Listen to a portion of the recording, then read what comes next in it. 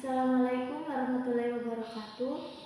Kenalkan, nama saya Nasifa dengan NPM 2401041008. Di sini saya akan menyelesaikan tugas UAS dengan mata kuliah kewarganegaraan yang diampu oleh Ibu Revina Rizkyani. Di sini saya akan menjelaskan materi saya tentang integrasi nasional. Integrasi nasional yaitu proses penyatuan agama, budaya, ras menjadi satu kesatuan yang utuh dan harmonis, menciptakan persatuan dan kesatuan dalam kehidupan berbangsa dan bernegara, khususnya di negara yang memiliki kebangsaan yang tinggi seperti di Indonesia. Selanjutnya, pengertian menurut ahli Miriam. Yang pertama yaitu integrasi sebagai proses pembentuk identitas nasional, dan yang kedua pembentukan wewenang pusat di atas unit kecil masyarakat. Yang ketiga adanya nilai bersama yang disepakati, dan yang keempat itu perilaku sosial yang terintegrasi demi tujuan bersama. Selanjutnya, proses terbentuknya integrasi nasional, yaitu meliputi apa saja sih? Yang pertama, setiap warga harus merasa diperlakukan adil, dan yang kedua, keadilan sosial. Tidak ada diskriminasi baik vertikal atau horizontal. Dan yang ketiga, partisipasi masyarakat aktif dalam pemerintah dan pembangunan. Yang terakhir, keterbukaan, ruang untuk dialog dan kerjasama antar kelompok. Selanjutnya yaitu faktor pendorong integrasi nasional menurut Howard Wingi. Meliputi apa saja sih? Yang pertama, ancaman eksternal, yaitu persatuan dalam menghadapi musuh bersama. Dan yang kedua, gaya kepemimpinan, yaitu pemimpin yang adil, karismatik, dan rasional, bisa menyatukan rakyat. Dan yang ketiga, lembaga politik kuat, yaitu menjamin keadilan dan pelayanan publik yang merata.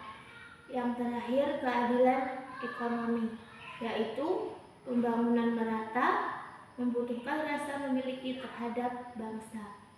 Selanjutnya, bentuk-bentuk integrasi nasional. Integrasi nasional itu ada 4 bentuk. Yang pertama, integrasi instrumental, yaitu keberagaman simbol bendera, bahasa, lagu, dan nasional. Yang nomor 2, integrasi ideologis, yaitu berdasarkan ikatan nilai ideologi bersama seperti Pancasila. Yang ketiga, integrasi fungsional, yaitu berdasarkan fungsi yang saling melengkapi antar kelompok. Yang keempat, integrasi koersif, yaitu dibentuk karena tekanan atau paksaan dari pemerintah. Selanjutnya, aspek-aspek integrasi nasional. Aspek-aspek integrasi nasional itu ada 3. Yang pertama, integrasi sosial, yaitu terwujudnya kesatuan dan harmoni dalam kehidupan sosial masyarakat, ditandai dengan adanya interaksi yang intens.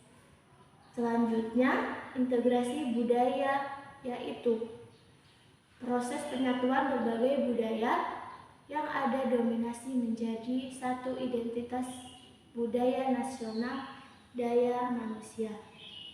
Dan yang terakhir, integrasi politik, yaitu persatuan dan kesatuan dalam sistem politik antara pemerintah, aparat keamanan, dan masyarakat untuk menjaga stabilitas dan ketertiban umum.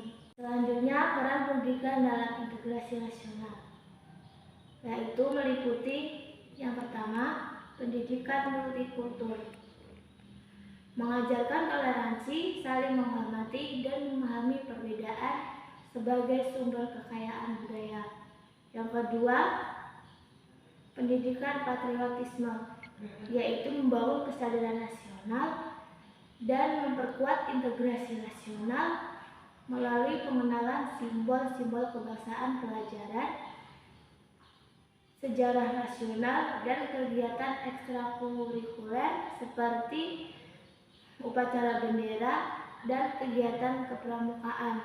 Yang ketiga, pendidikan inklusif, memberikan kesempatan yang sama kepada semua lapisan masyarakat tanpa memandang latar belakang ekonomi, suatu atau agama, sehingga menumbuhkan rasa keadilan sosial dan solidaritas. Selanjutnya, faktor pendukung integrasi nasional. Di sini ada beberapa faktor yang mendukung tercapainya integrasi nasional, yaitu sejarah perjuangan kemerdekaan. Sejarah perjuangan kemerdekaan Indonesia menjadi faktor pendorong integrasi nasional karena dalam perjuangan tersebut semua elemen masyarakat bersatu padu untuk mencapai kemerdekaan. Yang kedua, kebijakan pemerintah mengedepankan kesatuan dan kebersamaan bangsa Indonesia seperti Pancasila dan Bhinneka Tunggal Ika. Yang ketiga, identitas nasional. Kesadaran atau identitas nasional yang kuat dapat mempertahankan kebersamaan dalam keragaman suku, bangsa, dan budaya. Selanjutnya, faktor-faktor penghambat integrasi nasional. Di sini ada beberapa faktor yang menghambat tercapainya integrasi nasional, yaitu meliputi keragaman masyarakat. Masyarakat Indonesia yang heterogen atau beraneka ragam dengan paham ekstremisme yang masih kental. Selanjutnya, wilayah negara yang luas. Indonesia terdiri atas ribuan kepulauan yang dikelilingi oleh lautan luas.